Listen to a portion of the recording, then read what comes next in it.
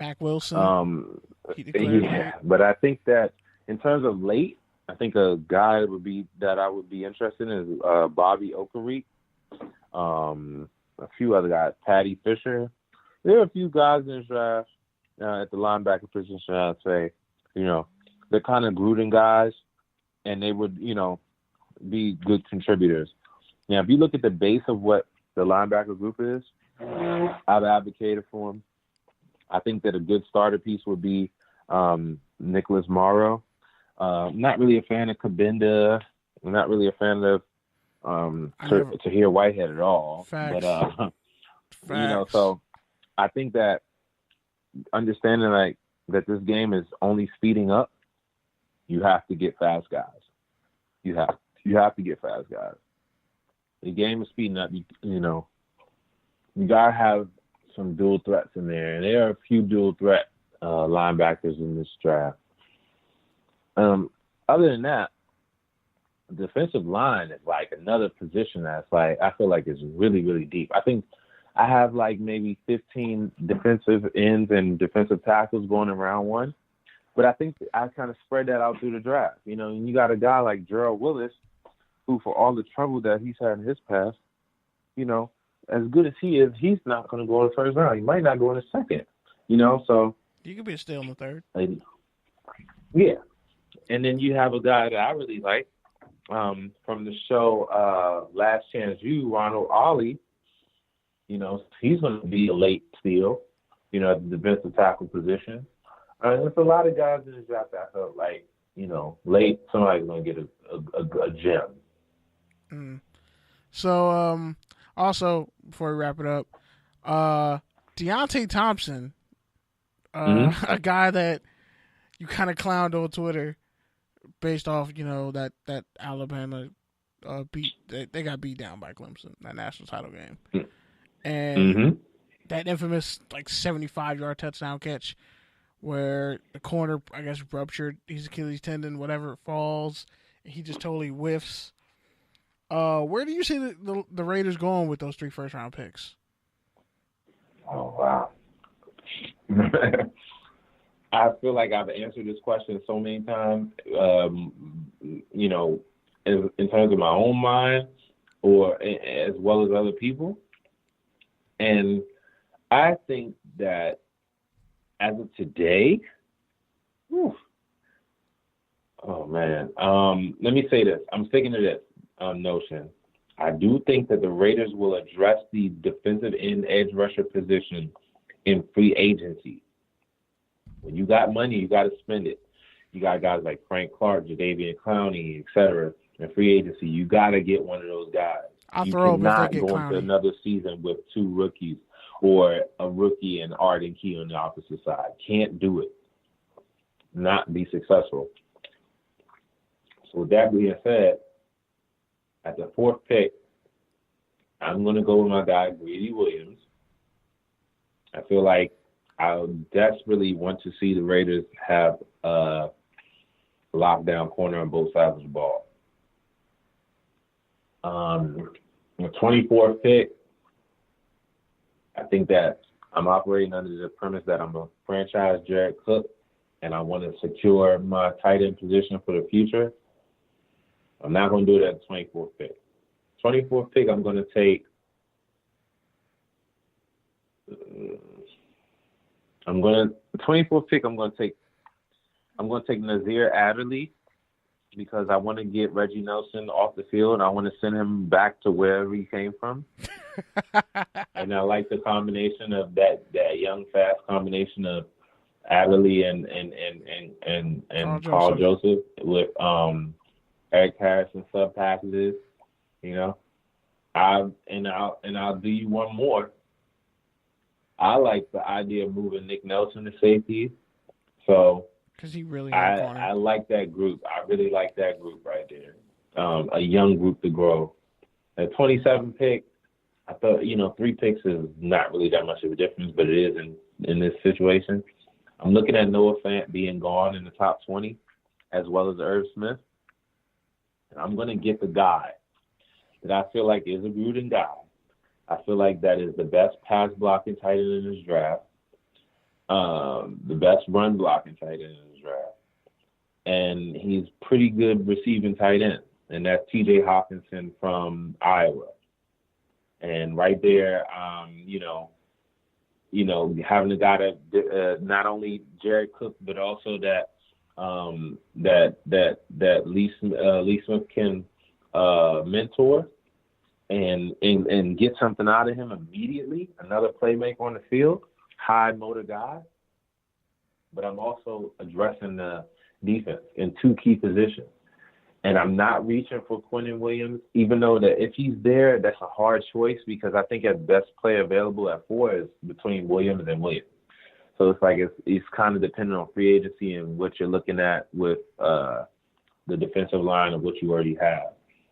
And then I'm operating under the notion that at 35, the 35 pick, I'm going to take another edge rusher. So I'm looking at a Zach Allen. I'm looking at a Carl Granderson. I'm looking at one of those Chase Winovich, one of those type of guys. So Jalen Ferguson, maybe. That's how I'm looking at it right now. Mm-hmm. So interesting. You didn't say wide receiver. No Deion Butler. So he's too dangerous. I'm kind of nervous about. I'm kind of nervous about this wide receiver group. It's either for me edge rusher or wide receiver at 35. But I am operating under the premise that I truly, truly believe that it will be no more than one wide receiver taken in the first round.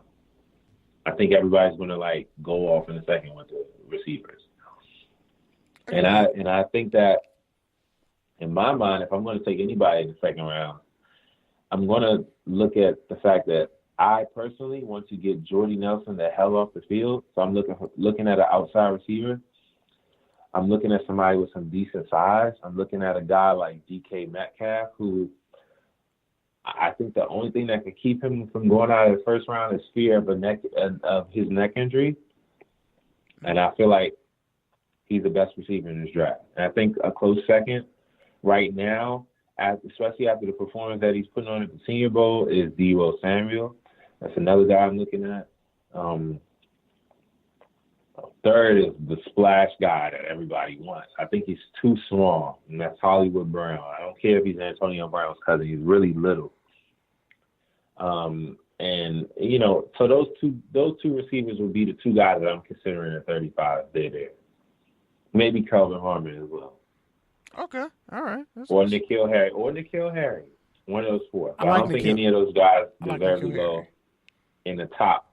In the first round, unless Harry gets a great clean bill of health. Because I feel like Harry moves like a little guy. He's fluid, he's athletic, and he actually put up numbers with the trash quarterback.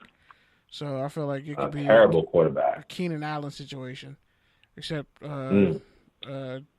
Manny Wilkins wasn't as bad as Zach Maynard at Cal. But anyway, one last thing, and then kind of wrap it up. What do you think of Tyree Jackson? 6'7" out of Buffalo. Is he Josh Freeman all over again, or is he a little bit better? What do you think he is? Josh Freeman is a good I was actually looking at a couple people comparing him to Josh Allen, and he's a better passer than Josh Allen. With that. I can see where you get that from, but I didn't really agree with that one. I was trying to think of somebody. I like that Josh Freeman comp, but I think he's going to be a little bit better than Josh Freeman. I think he's going to be a little bit better than Josh Freeman. So I think that he's a project. I think that he's a good developmental. This is a crazy draft where you have, you're going to have 3 black, maybe 4 or 5 black quarterbacks over 6'5", and none of them are really run-first quarterbacks. You have so many styles of quarterback in this draft, and so many of them need to be developed. You got a guy like Gardner Minshew, who I feel like is going to be one of the best backups ever. Exactly. Billy Volek. It's really weird. I think that Tyree is going to be a little bit better than Josh Freeman. I think that it all depends on the system that he goes to. I'm really scared for a lot of these guys. Like, I don't want to see him end up in Denver just like rotting. You know what I'm saying? I mean, I don't even think Denver would take him that high. I think they would, Elway is going to take a guy that he feels more secure about, like Drew Lock, who I think that, in my opinion, I think that Lock is like, at his ceiling is like 2016 Derek Carr, and his floor is like 2017 Derek Carr. It's like, he's so much like Derek Carr to me. It's like, it's crazy. You know what I'm saying? It's like, the confident Derek Carr that we saw in 2016, that's him, like, on a good day, on a good game. Mm. And then, like, when it's bad, it's, like, really bad. It's like Derek Carr bad, but, like, a little bit worse. Like, yeah, I feel it. Man, it's like, I think that he has extreme potential, but when he plays bad, it's bad. Yeah, he stunk it up with some games in Missouri. And I think they lost their bowl game, too.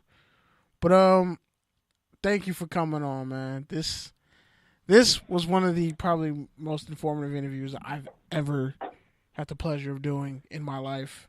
I learned so much about go-go, and man, I hope you adapt this book into a screenplay. Like, you could flip it. You could pitch it. I'm actually working on it, man. Hey, I'm actually working on it. That's what's up. I'm really appreciative, and I'm thankful to be on this show tonight, guys. And Barry, I thank you for having me on. Especially asking great questions. And, when you get to ask great questions, you got to give a great answer. You got to elaborate and give well thought out answers. So I'm really happy to be on tonight. I'm very grateful. So, hopefully you guys will bring me back before the draft. Open door policy, bro. About this some more. Open door policy. You can call it every week for the rest of whenever if you want to. It's all good. But, man, shout out, shout your socials out. Where they can find you, where you can get the book, all that. I want to shout out first and foremost my Twitter, which is OBEE, the number 1NE. Give me a follow, man. I talk to everybody. I talk about everything. The book is called Bounce Me Baby. Again, it can be found on Amazon, Barnes & Noble, and iTunes, So, with that being said, I want to also give a shout out to, this is the FPC family. I want to give a shout out to my co-host T Biggs. Check us out every Tuesday on the Black Tuesday podcast on iTunes and SoundCloud as well. So big facts. I want to thank you guys tonight for having me on tonight, and make sure everybody, I know if you're tuning in right now, listen to this, please every week listen to this show, because Barry just, asked some upper echelon questions, man. I'm very happy to be on, man. It was a great experience. Thank you. I had to dig deep for this one. It felt right. This felt like I like, as much go as you talk. I was like, yeah, I can't come half prepared. Like this. Nah, this felt like a Super Bowl, except we actually care who wins. By the way, who are you picking in the Super Bowl? Last thing, I swear. Patriots. I just think that as much as a smart mind that McVay is, I can't see him beating the old man. I think that McVay has shown some weaknesses. This is the thing, man. I think Bill Belichick is so good at finding the weakness in people, and he exploits it to a T.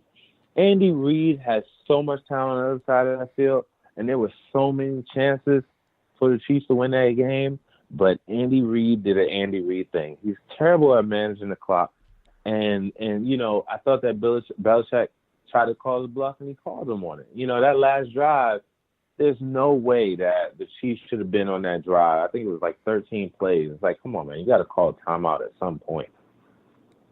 There was and then Andy Reid, he was scared to take I understand why he didn't take the chance with 11 seconds left to throw another pass, but I thought that he should have. I thought that this is not Alex Smith. This is not Trent Green. This is not any of those guys in the past. You got Mahomes. Give him a chance to win the game for you at home. This is the most pivotal game that you played in 40 years. Take the chance. You got the field goal. You went to overtime and lost. You had time to take one more chance and play with second down. I thought that Belichick outsmarted him in his game. And Andy Reid is a vet. McVay is very young. with all the talent that he got, once you get